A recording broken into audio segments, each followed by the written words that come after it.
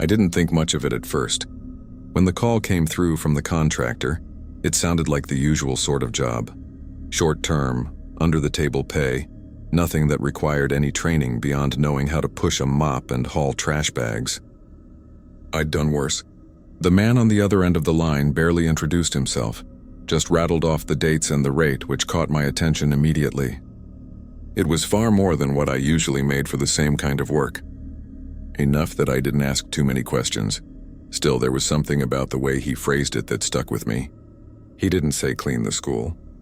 He said prepare it for inspection. The wording made it sound clinical, like the cleaning wasn't about hygiene at all but about presenting an image. I asked him if the school was reopening. He said no flatly, like the very suggestion irritated him. He told me only that the building had been closed for years after a series of incidents that he didn't bother to elaborate on. Then he changed the subject quickly, as though those words had slipped out. When I pressed for details, he just repeated that everything I needed would be waiting for me inside. He didn't mention what kind of inspection or who would be showing up afterward. But the rate was generous enough to smother my doubts. Money talks louder than caution, especially when bills pile up the way mine had been. The night of the job, I drove across town in my beat-up car, the contractor's directions scribbled on a napkin beside me. The neighborhood grew quieter and emptier the closer I got. Streetlights thinned out until the roads were swallowed in long stretches of shadow. It was late September, and the air carried that heavy, damp smell of fallen leaves beginning to rot. A fine mist hung low to the ground, making the pavement glisten as though it had just rained. When I finally saw the school, I understood why the pay was so high. The building loomed at the end of the street, a hulking shape of brick and black windows. Half the outer wall was strangled by vines, thick and tangled, like veins feeding on the structure. The sign above the entrance still bore the school's name in faded paint, but whole letters had peeled away, leaving behind ghostly outlines. One corner of the roof sagged where it looked like fire or rot had eaten through. I parked near the curb, killed the engine, and just sat there for a while, staring at it. There was no sound except the low hum of crickets and the occasional rustle of wind pushing against brittle leaves. No traffic, no voices, not even a distant dog bark. The kind of silence that doesn't feel empty but weighted as if it's holding its breath. I told myself it was only because the building had been abandoned for so long. Places like this always feel wrong, as though time gets trapped inside. When I finally worked up the nerve to step out of the car, the smell hit me immediately. Not rot exactly, but a damp, suffocating staleness like a basement that's never been aired out. The closer I walked toward the entrance, the stronger it grew, clinging to my clothes, seeping into my lungs. I pulled the collar of my jacket up around my face, but it didn't help much. The main doors were tall and heavy, their paint blistered and flaking. I half expected them to be chained shut, but when I tried the handle, it turned with a reluctant groan. The hinges shrieked as I pulled the door open, and a rush of stale, cool air washed over me, carrying with it the faint chemical tang of old cleaning supplies mixed with mildew. I paused on the threshold, 1 foot inside, 1 foot still planted firmly on the steps. The beam of my flashlight swept across the entryway, catching dull linoleum floors scuffed with age, a toppled trash can, and a bulletin board still littered with yellowed flyers. For a second, I could almost picture the place as it must have been. Bright lights buzzing overhead, the echo of sneakers squeaking, voices bouncing off the lockers. But that image collapsed as quickly as it came, leaving me with nothing but the cavernous hush of abandonment. I told myself I was being dramatic. It was just a building. Bricks, plaster, steel. But standing there, listening to the faint hollow drip of water somewhere deeper in the halls, I felt a sensation that had nothing to do with logic. The school wasn't just empty. It was waiting. I stepped fully inside, the door clanging shut behind me louder than I intended. The sound ricocheted down the hallway like a gunshot, and I froze, holding my breath, half expecting some echoing reply. Nothing came. Just silence again, thick and total. A cluster of cleaning supplies had been left for me near the front desk. A mop, bucket, a few bottles of detergent, and a ring of keys resting on a clipboard with my name scrawled in thick black marker. Seeing them made the job feel official, almost mundane, like the strange details had only been in my head. The clipboard even listed a rough checklist of rooms I was expected to tidy. Hallways, bathrooms, classrooms on the first 2 floors, cafeteria, Staff lounge. The tone was almost casual, but something about the handwriting bothered me. The letters pressed too hard into the paper, carved deep enough to tear through in places. Like whoever wrote it wasn't calm at all, but furious. Or desperate. I tried to shake it off. Supplies checklist, keys. Nothing sinister about that. But the further my light moved across the entrance hall, the more wrong everything looked. The paint had peeled in wide patches, revealing raw plaster beneath. The lockers lining the wall gaped slightly open, their hinges corroded, doors hanging ajar like crooked mouths. A faint draft moved through the corridor, though I couldn't find its source, and with it came a sound that made the hair on my neck prickle. The delicate scrape of something shifting in the distance. I gripped the keys in my pocket and told myself it was nothing. A rat, maybe? Old pipes settling. This was what happened in abandoned buildings. Things creaked, shifted, echoed, but deep down I knew better. That sound hadn't been random. It had carried weight, as though someone had dragged a chair slowly across the floor. I considered turning back, getting in my car, and driving away. The contractor would never know I hadn't stepped foot inside, but the memory of the promised pay kept me rooted. I needed the money, badly, more than I needed peace of mind. So I forced my legs to move, the beam of my flashlight trembling slightly as I stepped further into the school. My shoes squeaked against the linoleum, each step sounding unnaturally loud. The smell of mildew thickened, sinking deeper into my lungs, clinging to my tongue. I adjusted my grip on the mop handle as though it were a weapon, though I knew it wouldn't do much if someone or something decided to meet me in the dark. And yet, for all my unease, a strange sense of inevitability settled over me, like the moment I stepped across the threshold. Some choice had already been made on my behalf. I wasn't just here to clean. I was here because the school wanted me here. The doors resisted at first, as if they hadn't been touched in years, swollen in their frames from dampness and neglect. When they finally gave way, the motion felt like prying open the mouth of something that did not want to be disturbed. A stale breath poured out around me. Dust, mildew, and the sour undertone of something left to rot too long. It clung to the back of my throat, bitter and choking. I coughed once, the sound snapping sharply against the walls before dying into silence again. I raised my flashlight and swept it across the entry corridor. The beam landed on faded posters clinging stubbornly to the walls, reminders about a school dance that had never happened, safety drills, and a smiling cartoon character with a caption about respecting each other. The colors were muted, bled away by time. Beyond them, the plaster peeled in long strips, curling like dried skin. My boots echoed as I stepped inside, the sound both familiar and alien. I'd walked into countless empty buildings over the years, but something about this echo was heavier, almost reluctant, as though the sound itself didn't want to travel too far. Every step rebounded unnaturally loud, a reminder that I was the only living thing moving through these halls. On either side, rows of lockers stretched down into darkness, their metal doors dull with rust. Some gaped open, others were dented and scarred, and one at the far end had been forced shut with a bent padlock. I couldn't help but notice the way my flashlight gleamed faintly against their handles, as if tiny eyes reflected my presence. I shook the thought away. The air grew colder the deeper I went. At first I thought it was the natural chill of an unheated building in early autumn, but it was sharper than that, like walking into a cellar carved into stone. It prickled along my arms and wormed beneath my jacket. I pulled the zipper up to my neck, but the sensation remained. Cold that wasn't entirely physical, cold that seeped in from something unseen. I paused, trying to orient myself. The main corridor branched into wings leading toward the classrooms, stairwells, and the cafeteria. My supplies, stacked near the entryway, seemed pitiful against the vastness of the building. A mop, a bucket, a couple bottles of detergent, it all felt absurd, like bringing a feather to a battlefield. But I told myself this was just another job. That thought became my anchor. It's a school, I repeated in my head. Just a building. Just walls and floors and dust, no different from the warehouses and offices I'd scrubbed before. I wheeled the bucket a few feet forward, the plastic wheels squealing against the tiles.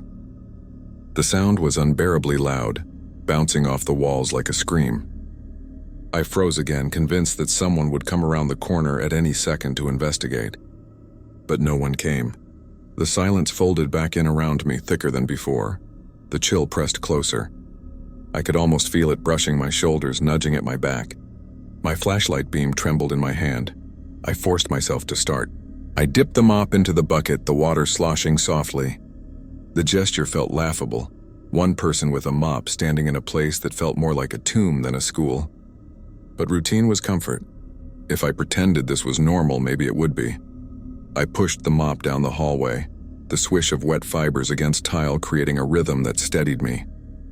Yet even that sound felt off. It didn't echo naturally. It seemed to dull halfway, as though the building absorbed it rather than reflecting it. I stopped once, listening carefully. Somewhere faintly, I thought I heard a second sound lagging behind mine. Not quite an echo, more like imitation. My chest tightened. I told myself it was nothing. Nerves, exhaustion, my imagination playing tricks in the half-light. Still, I couldn't shake the sensation that the school was aware of me, not just sheltering me inside it, but watching me, marking every step, weighing each sound. I returned to my supplies, pulling out a rag and spray bottle. I started wiping the lockers one by one. The chemical tang of cleaner filled the air, stinging my nose, a welcome distraction from the musty staleness. But each metallic clang of the locker door beneath my hand carried too far into the hall. I kept glancing over my shoulder, expecting to see something standing at the far end. Nothing. Always nothing. And yet, it didn't feel empty. It felt as though something waited just beyond the reach of my flashlight. I told myself again that this was just a job, and I would get through it the same way I always did. By keeping my head down, by not asking questions, by finishing what I was paid to do. Still, my hands trembled slightly as I set the rag aside and prepared to move deeper down the corridor. The silence pressed harder, so complete it seemed unnatural. Not even the creak of the building settling. Not the scurry of rodents, not the faint hum of wind through cracks. Just silence, heavy and absolute. I took one more step forward, my breath shallow, the cold burrowing deeper into my chest. I had the unshakable sensation that I was no longer the intruder. I was the intruded upon, and with every sound I made, the building seemed to lean closer, listening. The first classroom I entered was on the right, its door half ajar. The hinges squealed as I pushed it open, releasing another rush of that stagnant, suffocating air. My flashlight beam swept over rows of desks, and for a second I froze. It wasn't what I expected. I'd imagined bare floors, maybe some broken furniture, graffiti on the walls. But this room looked almost preserved. Dust coated everything, thick enough to leave tracks if I'd reached out. But the desks themselves were still arranged in perfect rows. A blackboard stretched across the front, faint streaks of chalk lingering in pale smudges. And scattered across the desks were notebooks, some still open as if their owners had only just walked away. I approached slowly, my boots crunching lightly on broken pencil fragments. One of the notebooks lay open near the front. I bent down and brushed the dust away with the edge of my sleeve. Faded blue lines ran across the page, and scrawled between them was a half-finished math problem, the handwriting messy but recognizable as a child's. The date in the corner read the same month and year the school had been closed. It was like time had stopped mid-sentence. No packing up, no cleaning, no preparation for closure, just abandonment in the middle of a school day. I straightened and shined my flashlight across the room again. Backpacks still hung from a few chairs, their fabric stiff with dust. A jacket lay slumped across one desk, the sleeves stretched out as though invisible arms might still be resting inside. I told myself it was all staged, a leftover mess from the day they locked the doors. But the longer I looked, the less it resembled a mess, and the more it resembled life paused, waiting to resume. I made myself move to the chalkboard. The chalk was brittle, snapping between my fingers, but words were still legible across the surface. A list of vocabulary terms, half erased, lingered like faint whispers. The teacher's handwriting, neat and deliberate, contrasted with the chaotic scrawl of the student work. The juxtaposition made me shiver. Order layered over the raw energy of children who'd never finished their lessons. I sprayed cleaner onto a rag and wiped the edge of the board. The act felt wrong, as though I were erasing something that still belonged to someone. The rag came away black with grime, but beneath it the board gleamed a little, exposing the green beneath the years of chalk. I muttered to myself, something about doing the job, about it not mattering. But the words fell flat in the emptiness, swallowed before they could comfort me. When I turned back, I noticed something that made my stomach lurch. Not all of the surfaces were dusty. Most of the desks wore a thick, even layer of powder, but a handful, scattered here and there, looked disturbed. The dust was thinner, as if brushed away recently. One seat near the window was almost clean, its wooden surface gleaming faintly under my light. Another desk in the back had streaks across it, like the marks left behind by arms shifting restlessly. I walked toward them, my breath shallow. My boots left clear impressions in the dust, but around those desks the patterns were muddled, smudged, as if footsteps had already passed through and blurred them away. A chill ran the length of my spine. I crouched, studying the floor closely. The dust was thick everywhere, but faint traces, dragged streaks, partial outlines suggested movement. Not from years ago, but recent. The silence suddenly felt deeper, pressing against my ears until they rang. I straightened sharply, scanning the room, certain I'd find someone standing there. But of course it was empty. Empty except for the relics of a life that had no right to linger this vividly. I told myself to keep moving, to stay busy. But unease had sunk into my bones, and every movement felt deliberate now, performed under invisible scrutiny. The second classroom was worse. Here the desks were cluttered with open textbooks, some of the pages warped with moisture. A jar of pencils had spilled, scattering across the floor. My light picked out a crude drawing on one page, a smiling stick figure family labeled in shaky letters. The image was frozen mid-expression, its cartoon cheerfulness grotesque under the circumstances. I paused when I noticed something else. A clock on the wall. Its hand stuck at 10:14. I don't know why it unnerved me so badly. Maybe because every clock in the school should have stopped at different times when the power cut out. But what if they hadn't? What if they had all stopped together at exactly the same moment? I didn't want to check, but my eyes kept flicking upward to it as if daring me to look away. That was when I heard it. The sound was faint but unmistakable. The creak of footsteps in the hall outside. Slow, measured, each one separated by a pause, as if whoever or whatever was walking wanted me to know they were there. I froze, my heart slamming against my ribs. My flashlight beam trembled against the chalkboard. The sound faded after a moment, but its echo lingered, woven into the silence like thread. I waited a long time before daring to move again. When I finally stepped into the hallway, it was empty. My beam reached in both directions, illuminating only endless rows of lockers. But something had changed. The air felt heavier, as though I had missed something crucial in the seconds I hesitated. I forced myself back to the task, clean, wipe, scrub, repeat mechanical motions. But my eyes kept darting to the doors, the windows, the lockers. Watching, waiting. By the time I finished with the third classroom, the sensation of being followed had become unbearable. Every time I bent down to scrub a desk, I felt eyes on the back of my neck. Every time I turned sharply, the beam revealed only emptiness. But emptiness doesn't leave half-finished homework sitting on desks. Emptiness doesn't disturb dust. And emptiness doesn't walk the halls. I pressed on, but the truth had settled into me like a weight I couldn't shake. I wasn't cleaning an abandoned school. I was moving through a place that wasn't done being lived in. The eastern corridor ended in a pair of heavy metal doors, each with wired glass windows fogged by years of grime.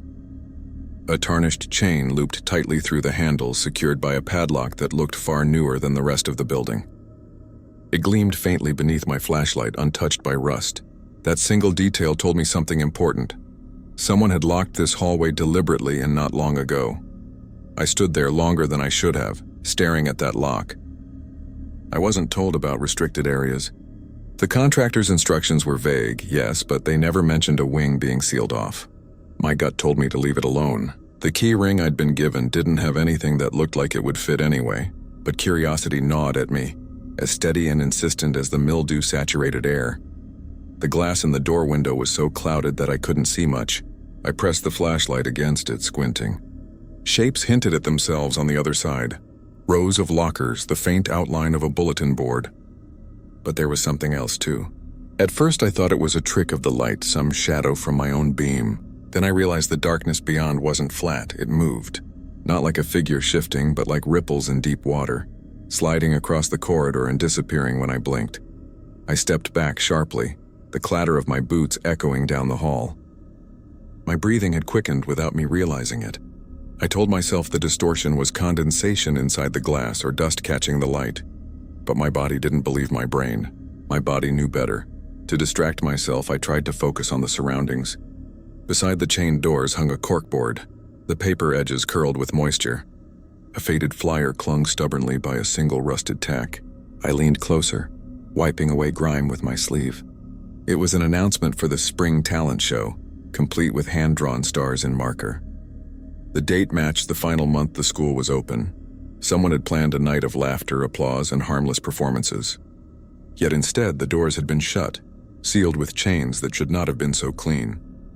I found myself testing the lock with my hand. The metal was cold, biting into my skin. For just a moment, I considered trying to break it, though I had no tools that would actually help. It wasn't part of my job, and yet it felt like the job was a distraction. Something thin laid over whatever truth was bolted behind those doors. I forced myself away. Cleaning, that was what I was paid to do. Not investigate, not pry. Still, I couldn't leave the spot entirely. I paced a short distance up and down the corridor, unable to shake the impression that the wing beyond the lock had been sealed for more than maintenance. I thought about the classrooms I'd already been in, the preserved belongings, the unfinished lessons. What could be behind those chained doors that was worse than what I had already seen? Then something made me stop dead. It was faint, almost inaudible, but it carried through the silence like a needle through cloth, a sound from the other side of the doors. Not footsteps this time, not breathing. Something far worse in its mundanity. The metallic squeak of a chair leg against tile, the kind of sound a student might make while shifting restlessly at a desk. It came once, and then again a few seconds later, scraping the floor in tiny bursts. My skin tightened, every nerve waiting for the sound to repeat. But the silence returned, deeper than before. I pressed my ear to the cold glass. Nothing. My own breath fogged the pain, blurring my view further. When I pulled back, the condensation left behind looked almost like a handprint. That was enough. I stumbled backward, almost dropping my flashlight. I didn't run, I couldn't bring myself to, but I walked quickly, too quickly, back the way I had come. Every instinct screamed that I should not linger near that wing. And yet, as I turned the corner, I glanced back one last time. The beam of my light caught the window squarely. For less than a second, I thought I saw something on the other side. Rows of desks, yes. A chalkboard. And in the middle of the hallway, a shape that suggested shoulders, a head, a presence watching from just beyond the chain. I blinked, and it was gone. The hallway stood empty, the padlock glinting as if mocking me. I pressed forward, trying to shake the image, but the sense of confinement stayed with me. The school already felt like a cage, each corridor narrowing, each classroom thick with dust and abandoned intention. But now I knew there was another cage within the cage, one I wasn't allowed to open, and if something moved inside it, then someone at some point had made sure it stayed there. I turned into the next corridor expecting more of the same. Dust, scattered papers, the stale smell of mildew and chalk. My flashlight swept across the tiled floor, catching long streaks of water damage that had bled down the walls. But as soon as I reached the first classroom door, I froze. The door stood ajar, just enough to invite a glimpse inside. I nudged it with my boot, the hinges complaining with a drawn-out groan. My light slid into the room. At first, I thought I was imagining it. My brain wanted to fit the shapes into familiar patterns to rationalize. But the image clamped onto my vision with unnerving certainty. The desks weren't empty. Every seat was occupied, or at least it seemed to be. The forms inside were wrong. More suggestion than flesh. Outlines that bent and blurred in the beam of my light. Shadows slumped over papers, shoulders curved. Heads resting on palms as though 100 children had frozen mid-study. I blinked hard. My throat went dry. When my eyes opened again, the desks were empty. Only dust lay on the cracked wooden surfaces. Books were stacked crookedly. Chalk dust still lingered on the blackboard like faint smoke. The illusion had vanished. I stayed rooted to the doorway, my pulse hammering in my ears. I told myself it was fatigue, stress, my brain creating silhouettes from clutter. But as I listened, the silence betrayed me.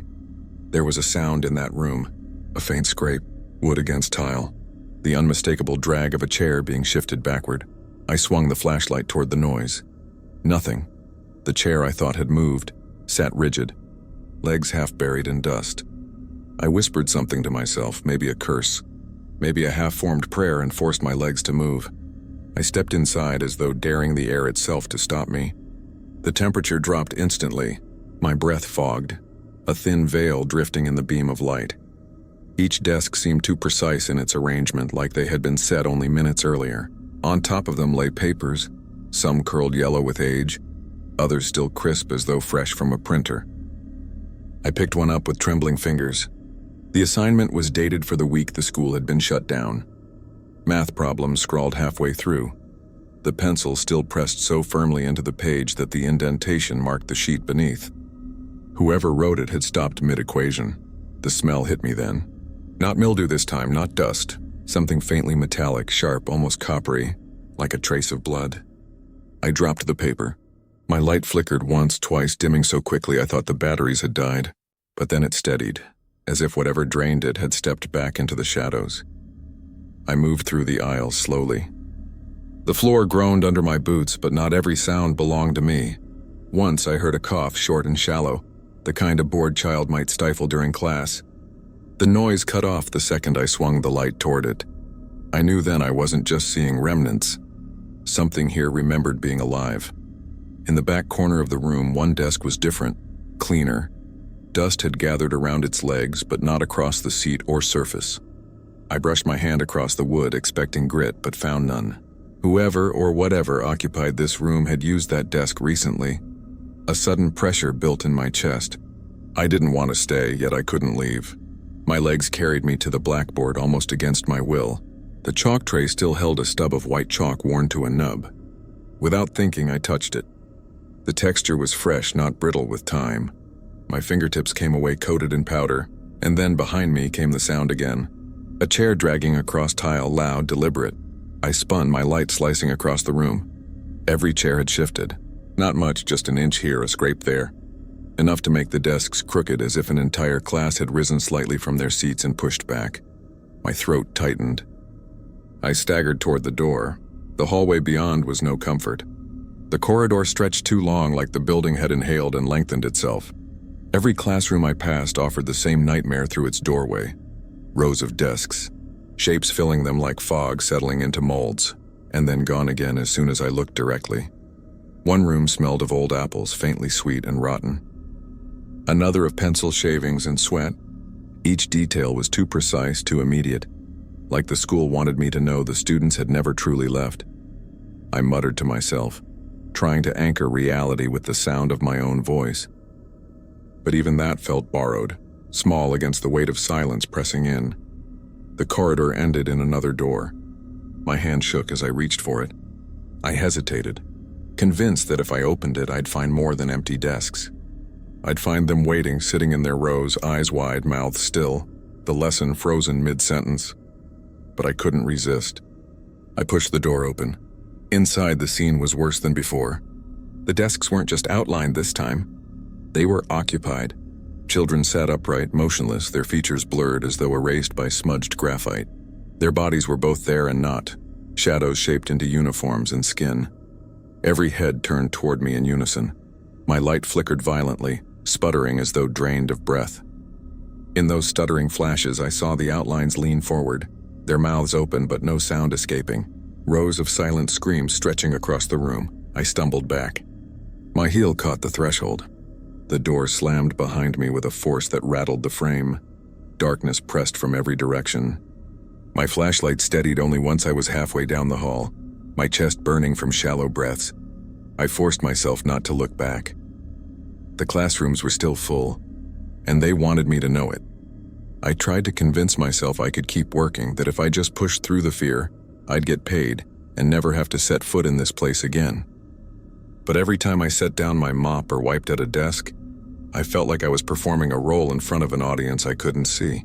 The act of cleaning became mechanical, a routine gesture repeated for no purpose. It wasn't just the silence anymore. The silence had weight now, a thickness that clung to my skin. I would hear a faint laugh somewhere down the hall, childlike and brief, then nothing. A door would creak as if nudged open. Though I knew everyone I'd passed had been shut, my light seemed weaker than it should have been, as if the darkness was absorbing it, swallowing the beam until I stood in a sphere barely wider than my own body. In one classroom, I stacked chairs onto desks to sweep the floor. When I turned back, Half the chairs were on the ground again. They hadn't fallen. They had been set down neatly, their legs aligned in a way that suggested intention. I told myself I was tired, that maybe I hadn't stacked them all. But deep down I knew that wasn't true. I knew I wasn't the only one adjusting this room. The smell changed as I moved from hallway to hallway. Sometimes mildew, sometimes chalk, sometimes a sharper chemical scent that reminded me of old cleaning supplies. Once I caught the faint aroma of cafeteria food, tomato sauce, faintly sour, mixed with bread. My stomach turned because I hadn't eaten in hours and the scent was warm, fresh, impossible. My mind started breaking small details into patterns. A crumpled paper on the floor seemed to shift closer to my feet when I wasn't looking.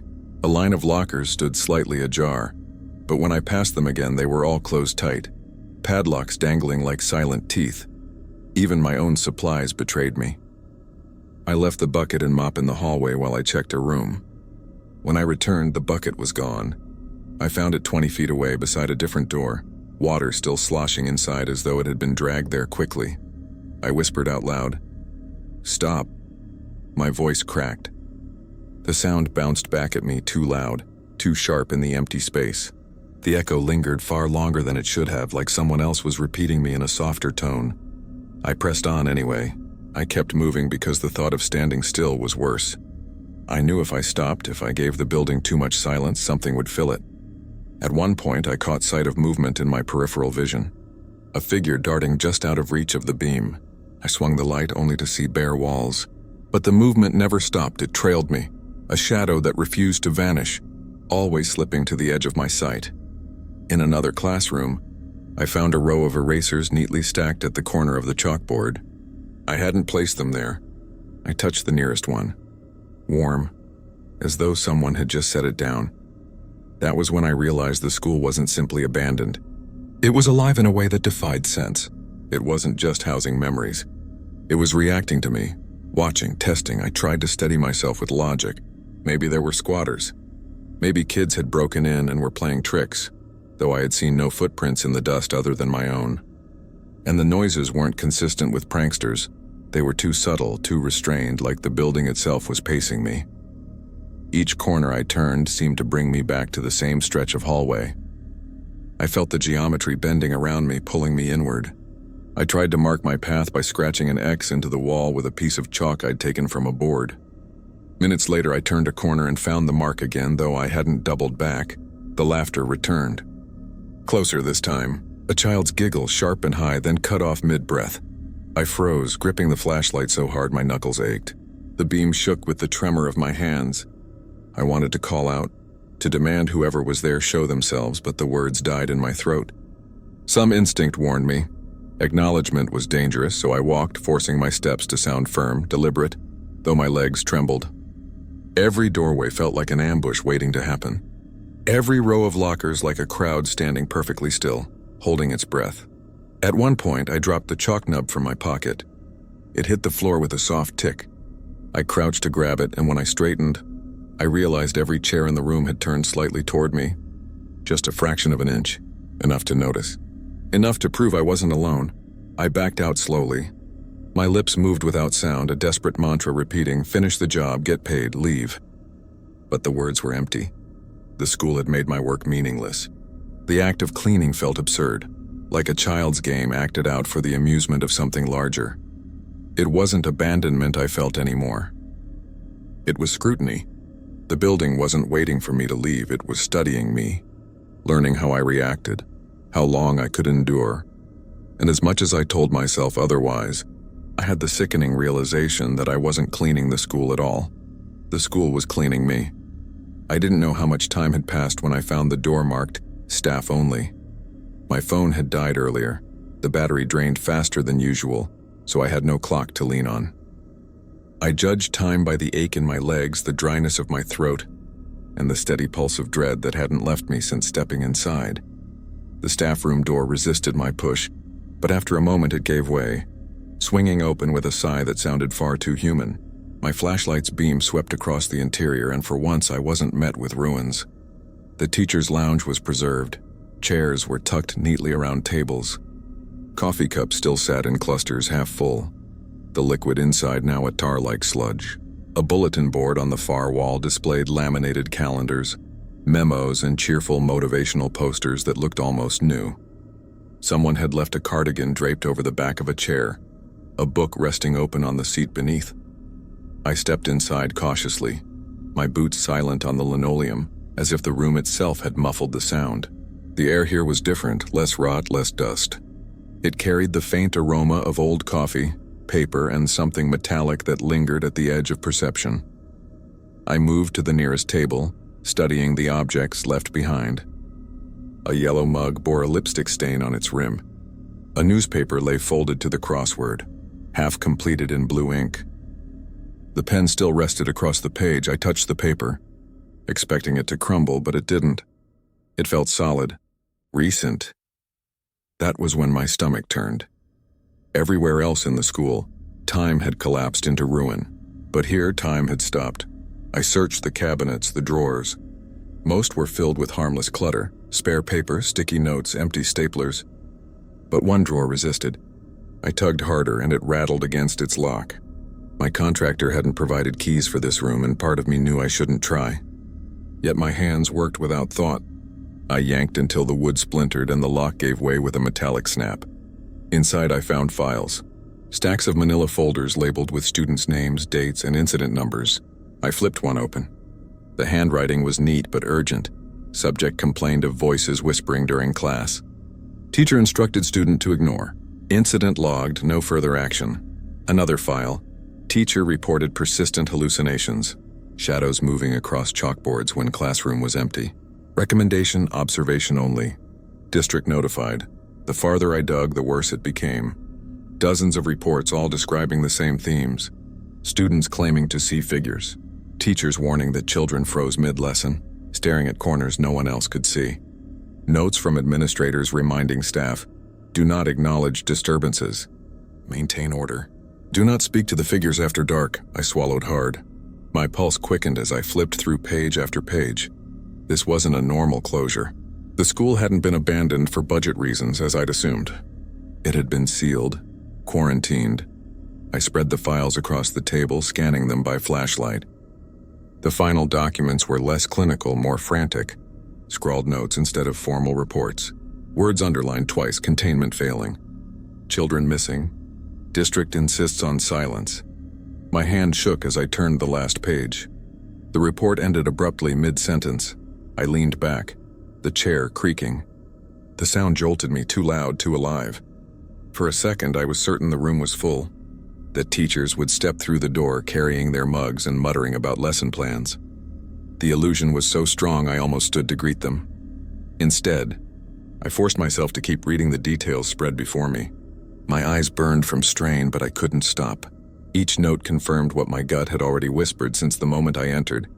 The school wasn't simply haunted. It had been infected. A faint tap broke my focus. I froze, ears straining. Another tap followed. Slow, rhythmic. Coming from the cabinet I had just broken into. My light hovered over the half-open drawer. The files sat inside unmoving.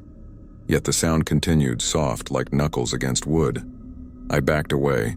My heel struck another chair, sending it skidding across the floor. The noise echoed through the lounge, and in the same instant the tapping stopped. The silence that followed was suffocating. I whispered, "It's just settling." Just wood. But the words rang hollow. I shoved the drawer shut, scattering papers across the floor in my haste. My flashlight shook as I scanned the room. Everything was unchanged. The mug still sat, the cardigan still draped, the pen still balanced on the crossword. And yet, I couldn't shake the impression that the room had shifted its attention. I gathered the scattered papers into a messy pile, stuffing them back into the cabinet before slamming it closed. My chest heaved. The staff had known something was wrong here. They had tried to live with it, tried to work around it until the building finally consumed them. Now I was sitting in their place. I straightened slowly, backing toward the door. The beam of my flashlight passed over the bulletin board once more. A memo I hadn't noticed before stood out, pinned at the center in bold type, effective immediately. Do not remain in the building past sundown. Failure to comply will result in dismissal.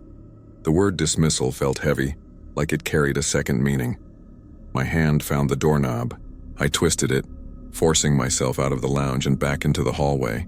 The air outside was colder, sharper, as though the building had been waiting. The teacher's lounge had offered no comfort, only confirmation. The school wasn't abandoned. It was quarantined, and I had already broken every rule meant to protect me. I hadn't meant to stay this long. My instructions had been simple: clean, prepare, and leave. But time had slipped its leash. Somewhere between the classrooms and the staff room, between the whispers and the shifting chairs, I had lost track of hours. By the time I noticed the windows, they were no longer gray with daylight. They were black. The realization hit like a stone. Night had fallen and I was still inside. I rushed to the nearest window, pressing my face close. The glass was thick with grime, but I could see enough. The world outside was drowned in darkness, no street lamps, no faint glow from nearby buildings. Only the pale outline of trees swaying in windless air. I pulled my phone from my pocket out of habit, but the screen stayed dead. It hadn't flickered back to life since earlier, and now it felt more like a useless talisman than a tool. The corridors seemed darker than they should have been. My flashlight still worked, but its beam looked weaker, eaten by shadows that pressed in close. I tightened my grip until my hand ached, forcing myself to breathe slowly. I decided I had to leave. No job was worth this. I made for the main doors, retracing my path with careful steps. Each hallway stretched longer than I remembered, bending slightly like the building had shifted while I wasn't looking. My chalk mark on the wall, my crude attempt to map my progress, was gone. The surface was smooth, blank, as though the building had wiped itself clean. When I finally reached the entrance, relief surged through me. The tall double doors loomed ahead, the glass panes still coated in grime, the faint outline of the street visible beyond. I pushed. The handles didn't budge. I shoved harder. The metal shuddered, but the lock held fast. I dropped my supplies and threw my weight against it, grunting until my shoulder ached. Nothing. I stepped back, shining the light along the edges. The bolts were slid into place, not from my side, but from the other. Someone had locked the doors from outside. Panic rose in my throat. I slammed the glass with my fist, then with the heavy end of the flashlight. The impact rang hollow. The glass didn't crack, didn't even flex. It felt thicker than it looked, as if it had been reinforced.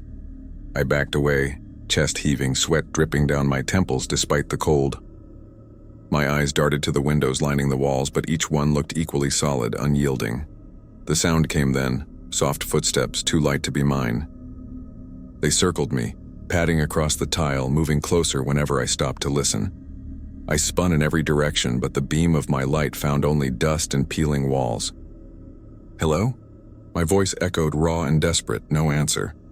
Just more footsteps circling, always circling. I bolted down a side hall, half expecting the shadows themselves to lunge at me. My breath rasped too loud, and every exhale seemed to bounce back as if another set of lungs matched me in perfect rhythm. I slowed only when my legs threatened to buckle. I leaned against the wall, forcing myself to listen. The footsteps had stopped. The silence wasn't relief.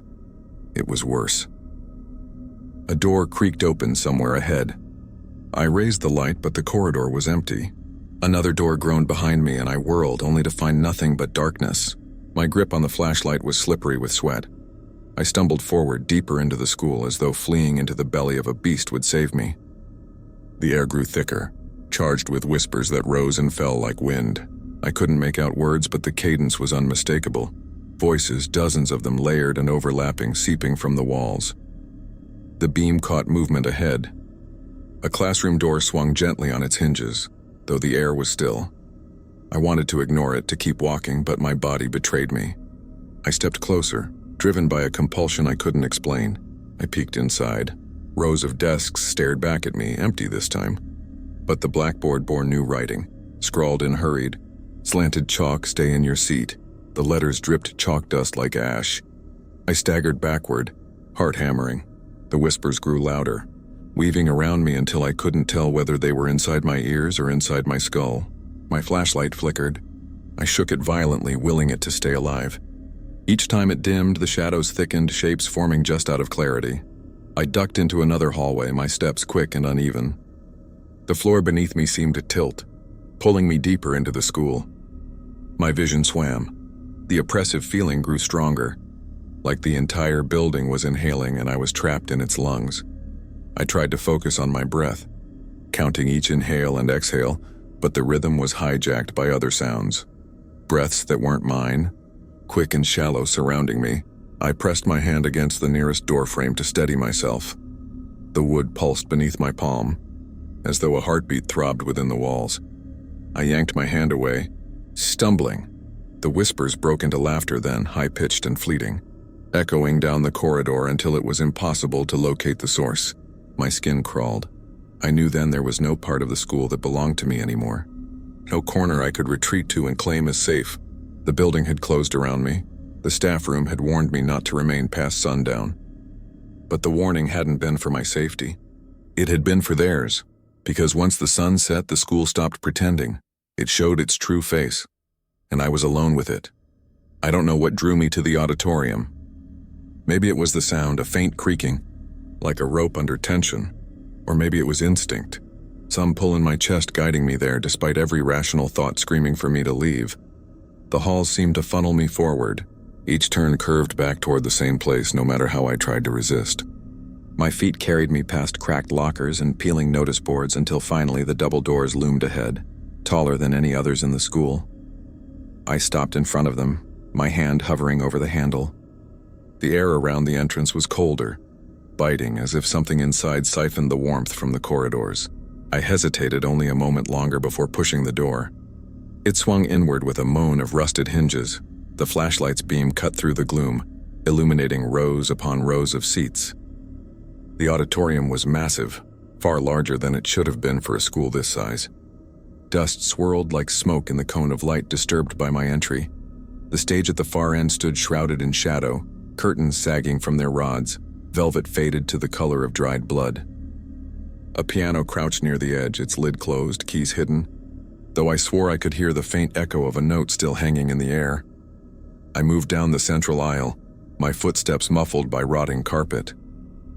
The silence pressed in, broken only by the soft creak I had heard earlier. I tilted the flashlight upward. The sound came from above. High in the rafters, a rope swung lazily, swaying though there was no draft. Its frayed end twisted back and forth, the fibers glinting faintly white. My stomach tightened at the thought of what had once hung there. I forced my gaze back down. The seats were wrong.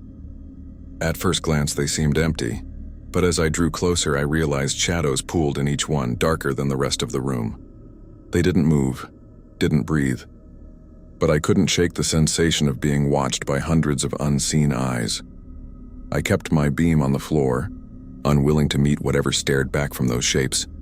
The whispers started again, but not from the walls this time. They came from the stage. I froze, straining to listen. The voices rose and fell in a pattern, a chant. The words blurred together. Not quite English, not quite anything else, but threaded with rhythm. I forced myself forward, one step at a time, until I reached the front row. That was when the piano keys dropped. A single note rang out, sharp and clear, echoing through the cavernous hall. I jolted, nearly dropping the flashlight. Another note followed, then another, weaving together into a slow, halting melody. But there was no one at the piano. The keys pressed themselves down, one after another, ivory flashing pale in the light. The chant grew louder, synced with the music. My chest tightened as though invisible hands squeezed my ribs. I stumbled backward, but the aisle behind me stretched longer than it should have. The doors impossibly far away. I turned back to the stage. The curtain twitched. Something was behind it, pressing against the fabric. Shapes that shifted and bulged as though dozens of figures struggled to emerge. The rod creaked under their weight, fabric tearing with faint pops. My legs locked in place. I couldn't move. The melody faltered, the piano hammering the same note over and over until it vibrated in my teeth. The chant grew jagged, urgent, overlapping voices piling on top of each other in an indecipherable storm. Then silence. The curtain fell slack. The piano stilled. For a moment I thought it was over. But then the spotlight flickered on. A beam of pale light spilled from above, illuminating the center of the stage. And in that circle of light sat a classroom desk identical to the ones I had cleaned earlier, its metal legs gleaming faintly. My heart stuttered. I knew I shouldn't, but I stepped closer. Each movement felt rehearsed, as though my body were following a script, written long before I arrived. I mounted the steps and walked onto the stage, the boards creaking beneath my weight. The desk waited, chair pulled out. Ready. I raised the flashlight. Someone was already sitting there. The figure looked like a student, back straight, head bowed, hands folded neatly on the surface. But its skin was gray, mottled like wax left too close to heat. Its hair was thin, patchy, falling across a face that didn't lift to meet mine. A book lay open in front of it. Words scrawled across the pages in hurried chalk, dust spilling onto the wood. The lines repeated the same command: stay in your seat. Stay in your seat. Stay in your seat. I stumbled back, bile rising in my throat. The student didn't move, didn't breathe. But when I turned to run, every desk in the audience was suddenly filled. Hundreds of students sat there, all identical, heads bowed, hands folded, their faces hidden in shadow. The auditorium swelled with the sound of breathing, shallow and in perfect unison. I spun toward the doors, but the aisles had vanished. The sea of seats stretched endlessly, swallowing the walls, the exits erased. The spotlight shifted, snapping back to me.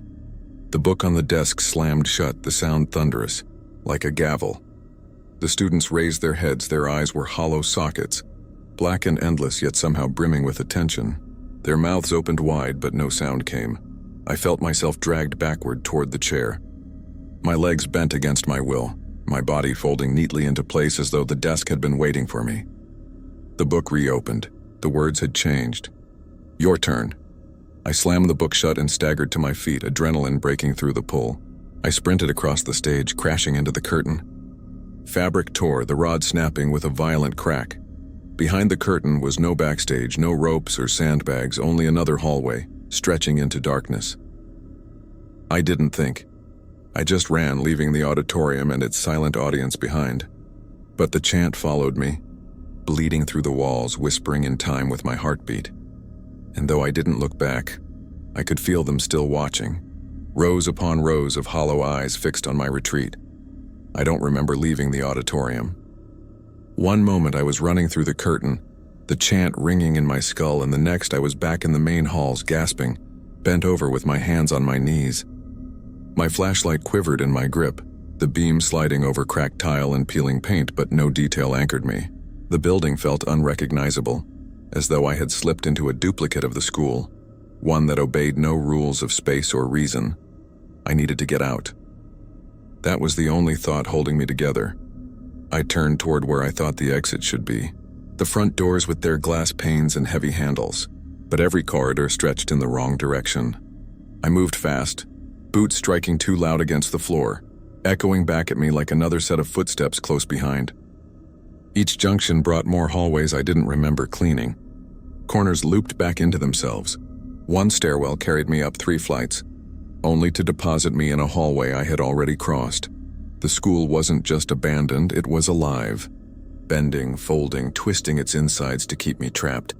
I tried to steady my breathing, to remind myself of the contract, of the pay, of the normal job I was supposed to be doing.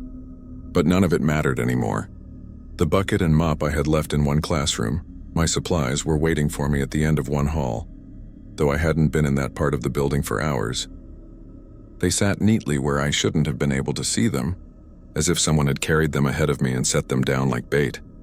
I walked past them without touching a thing. The walls themselves seemed to lean closer. Posters curled at the edges, cartoon mascots smiling through mold stains. Slogans about safety and learning warped into something sinister. One banner, once bright and cheerful, sagged with mildew above the lockers. The letters had faded, but enough remained to read, "Attendance is forever." My chest tightened. I picked up my pace. I no longer cared about keeping quiet. I only wanted the exit, but the faster I moved, the more the building shifted. Doors I pushed open revealed stairwells dropping into black, or classrooms filled floor to ceiling with stacked desks, chairs and broken projectors like barricades, and always, they were there, the figures, not solid, never solid, but present. At the far end of a hall, I'd catch a glimpse of a child's silhouette standing just beyond the light. I'd turn a corner and see a shadow dart behind a doorway. Each time I shone the flashlight directly, the space was empty, but I could still feel them pressing in. I spoke aloud to myself, my voice sharp and trembling. "Keep moving. Don't stop. Find a way out." But the walls listened. They shifted. One corridor that should have led back to the main office instead sloped downward, stretching longer with every step until the lockers warped into jagged shapes. Another hallway angled sideways, tilting so much that I slid toward the wall, catching myself on the handle of a door that led nowhere. The school was rearranging itself, folding me deeper inside. I thought of the files in the staff room, the warnings, the notes about not acknowledging the figures after dark.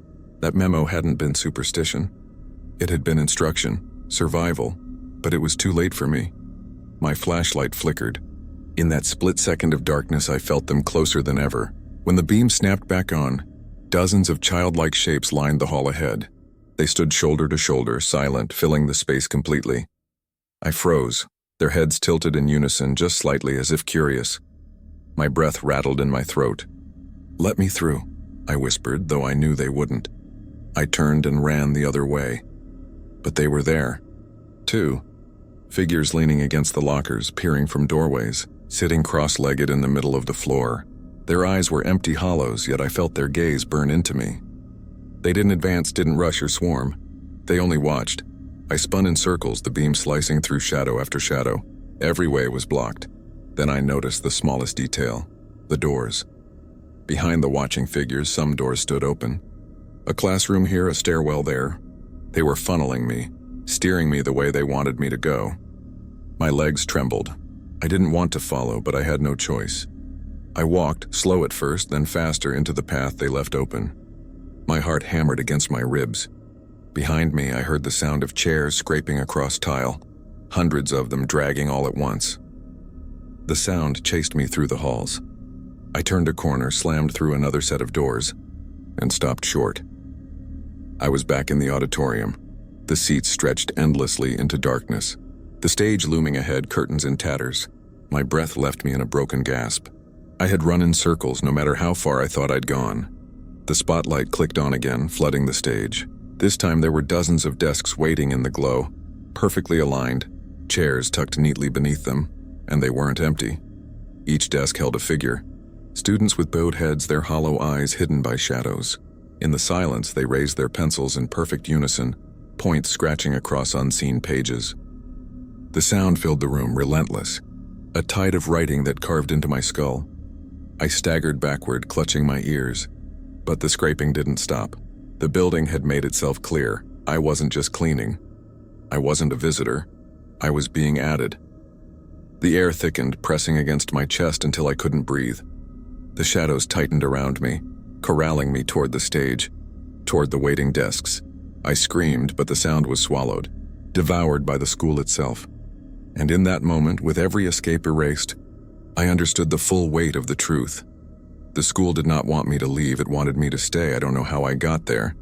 One moment I was in the auditorium, choking on the sound of those endless pencils, and the next I was standing before a door I hadn't seen before. The plaque bolted crookedly into the wood was still legible, though the letters were faded and scratched.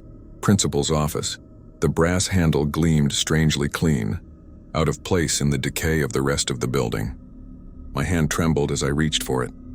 The metal was warm to the touch, almost pulsing, as if the door itself carried a heartbeat. It resisted, locked. For a second, I almost walked away. Almost turned back into the shifting labyrinth of halls. Almost chose the endless loop of classrooms and figures. But something in me cracked, a mix of defiance and despair, and I threw my shoulder against the door. The wood splintered. The lock groaned, and with one more shove, the door burst open. The office inside was pristine. No dust, no mildew, no broken tiles. The air was crisp and still, carrying the faint scent of polished wood and paper. The fluorescent light above hummed softly, steady, unblinking.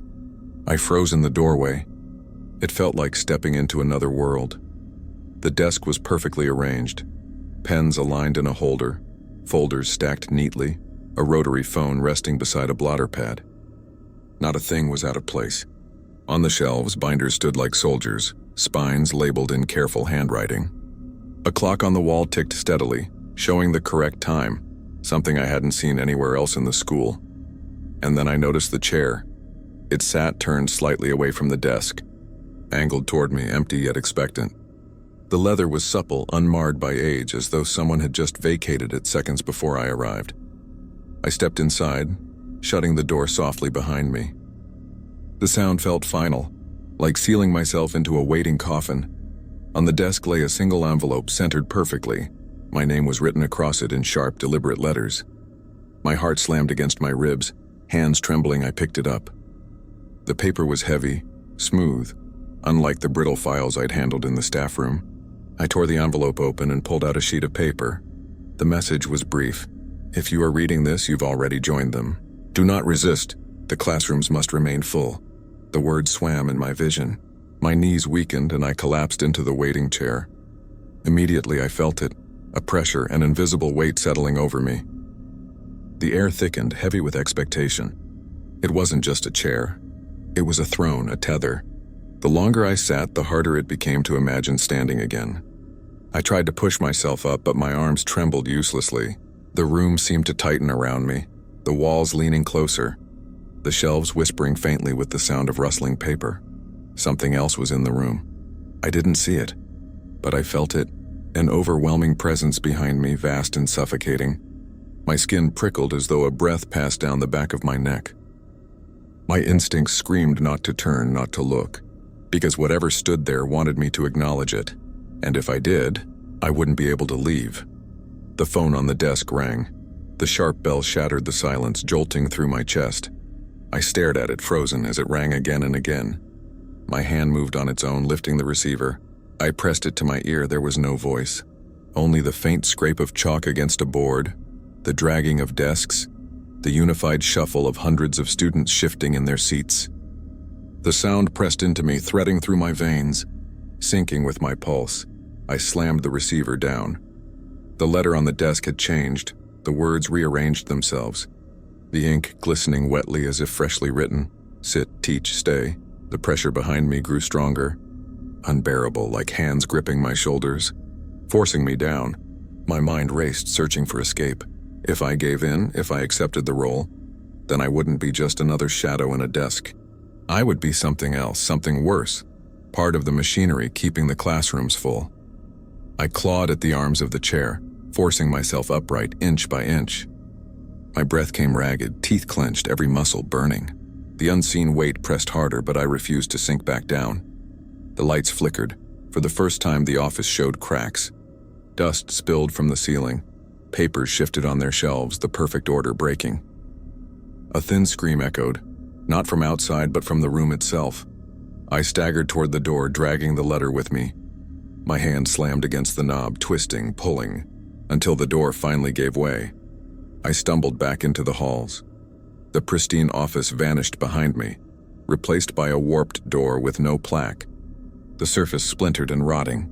I dropped the letter, but it clung to my palm, the ink searing into my skin like a brand. No matter how I rubbed, the words remained. The classrooms must remain full. I don't know how long I stood in the hallway after leaving the principal's office. My lungs dragged at the air, shallow and uneven, as if the oxygen itself had thinned. The letter had fused to my palm, the words now etched into my skin, glowing faintly whenever my flashlight dimmed. The classrooms must remain full. The command pulsed like a second heartbeat, one I couldn't silence no matter how tightly I clenched my fist. The school was alive around me, breathing. I could hear it in the distant groans of wood, in the settling creaks that were too deliberate to be chance. Each sound seemed to respond to my movements. I stepped forward and the lockers rattled in their frames. I exhaled and the ceiling tiles shifted, a soft rain of dust falling onto my shoulders. I was no longer an intruder. I was prey, but I wasn't ready to surrender. Not yet. The halls twisted again, but this time I didn't fight them. Every turn brought me deeper, downward into sections of the building I hadn't seen before. The walls leaned close, plaster bulging like swollen veins, the paint blistered and oozing. The air grew heavier with each step, thick with mildew and copper, until it felt like breathing through a cloth soaked in rot. At the end of one corridor, I saw it, a window, cracked glass smeared with grime, but beyond it I could glimpse night air and the faint outline of trees swaying outside. The sight hit me like a fist of hope. I dropped my flashlight, my hands fumbling for anything heavy. A desk sat abandoned in a nearby classroom, its legs rusted but solid. With a strangled cry, I dragged it to the window and heaved it upward. The crash split the silence. Glass exploded outward in a glittering spray, shards clattering across the tiles like 1,000 brittle teeth. Cold night air rushed in, sharp and clean compared to the stifling breath of the school. I gasped it down greedily, lungs aching with relief. But the relief didn't last. Behind me, the sound began, chairs scraping across tile, hundreds of them, moving in perfect unison. The echo filled the corridor louder than before, closing in from every direction. My hands shook, blood already dripping from small cuts where the glass had sliced me. I shoved the desk aside and tried to pull myself through the jagged frame. Something caught my leg. Not a hand, not flesh, but shadow. It wrapped around my ankle like a rope, cold and unyielding, tugging me back into the building. My nails dug into the window ledge, the broken glass biting deeper into my palms as I pulled forward with everything I had. "No," I choked. "No, you can't have me." The whisper came from everywhere at once, hundreds of voices overlapping in a terrible chorus. "Stay, stay, stay." I kicked wildly, glass tearing my clothes, slicing my skin, but the shadow tightened, my vision blurred with tears and pain. For a moment I thought they would succeed, that I would be dragged back into the endless halls, forced to sit at a desk until I dissolved into dust, and then something gave way. The shadow snapped, recoiling like elastic, and I hurled myself through the frame. The jagged edge ripped across my side as I fell, tumbling into the cold grass outside. I lay there for a long time, staring up at the sky. The stars were faint through the haze, but they were real, indifferent and steady. The night air stung my wounds, blood soaking into my shirt, but it was air I wasn't meant to breathe again. I rolled onto my stomach, forcing myself to crawl away from the building. The school loomed behind me, its silhouette darker than the night itself, windows like unblinking eyes. The broken pane where I had escaped already seemed to be knitting back together, glass stretching like skin over a wound. By the time I reached the tree line, the window was whole again.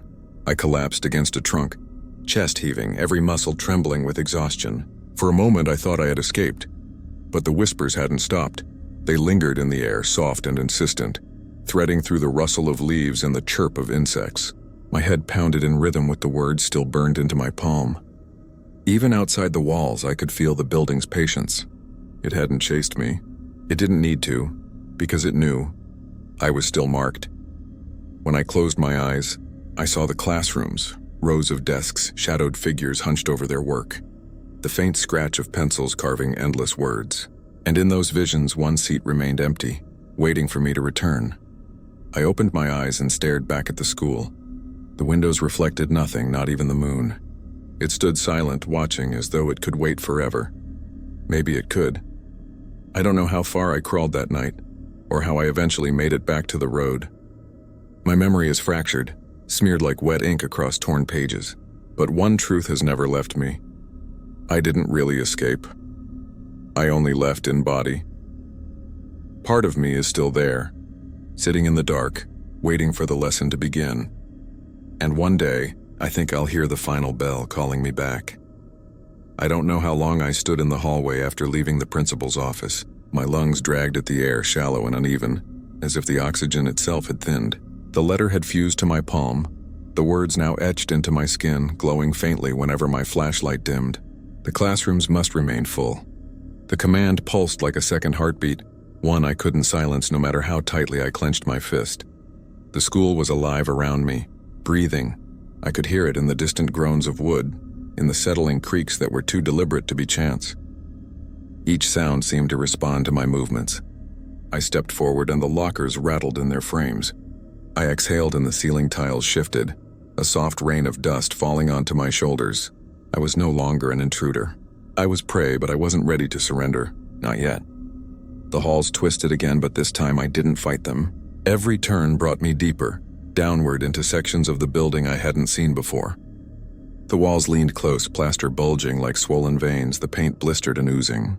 The air grew heavier with each step, thick with mildew and copper, until it felt like breathing through a cloth soaked in rot.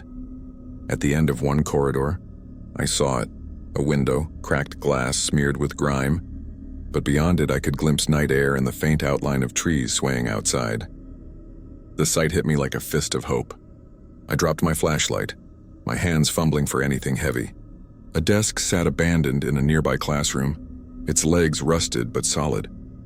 With a strangled cry, I dragged it to the window and heaved it upward. The crash split the silence. Glass exploded outward in a glittering spray, shards clattering across the tiles like 1,000 brittle teeth. Cold night air rushed in, sharp and clean compared to the stifling breath of the school. I gasped it down greedily, lungs aching with relief. But the relief didn't last. Behind me the sound began, chairs scraping across tile, hundreds of them, moving in perfect unison. The echo filled the corridor louder than before, closing in from every direction. My hands shook, blood already dripping from small cuts where the glass had sliced me. I shoved the desk aside and tried to pull myself through the jagged frame. Something caught my leg. Not a hand, not flesh, but shadow. It wrapped around my ankle like a rope, cold and unyielding, tugging me back into the building. My nails dug into the window ledge, the broken glass biting deeper into my palms as I pulled forward with everything I had. "No," I choked. "No, you can't have me." The whisper came from everywhere at once, hundreds of voices overlapping in a terrible chorus. "Stay, stay, stay." I kicked wildly, glass tearing my clothes, slicing my skin, but the shadow tightened. My vision blurred with tears and pain. For a moment I thought they would succeed, that I would be dragged back into the endless halls, forced to sit at a desk until I dissolved into dust. And then something gave way. The shadow snapped, recoiling like elastic, and I hurled myself through the frame. The jagged edge ripped across my side as I fell, tumbling into the cold grass outside. I lay there for a long time, staring up at the sky. The stars were faint through the haze, but they were real, indifferent and steady. The night air stung my wounds, blood soaking into my shirt, but it was air I wasn't meant to breathe again. I rolled onto my stomach, forcing myself to crawl away from the building. The school loomed behind me, its silhouette darker than the night itself, windows like unblinking eyes. The broken pane where I had escaped already seemed to be knitting back together, glass stretching like skin over a wound. By the time I reached the tree line, the window was whole again. I collapsed against a trunk, chest heaving, every muscle trembling with exhaustion. For a moment I thought I had escaped, but the whispers hadn't stopped. They lingered in the air, soft and insistent, threading through the rustle of leaves and the chirp of insects. My head pounded in rhythm with the words still burned into my palm. Even outside the walls I could feel the building's patience. It hadn't chased me. It didn't need to, because it knew. I was still marked. When I closed my eyes, I saw the classrooms, rows of desks, shadowed figures hunched over their work, the faint scratch of pencils carving endless words. And in those visions, one seat remained empty, waiting for me to return. I opened my eyes and stared back at the school. The windows reflected nothing, not even the moon. It stood silent, watching, as though it could wait forever. Maybe it could. I don't know how far I crawled that night, or how I eventually made it back to the road. My memory is fractured, smeared like wet ink across torn pages, but one truth has never left me. I didn't really escape. I only left in body. Part of me is still there, sitting in the dark, waiting for the lesson to begin. And one day, I think I'll hear the final bell calling me back.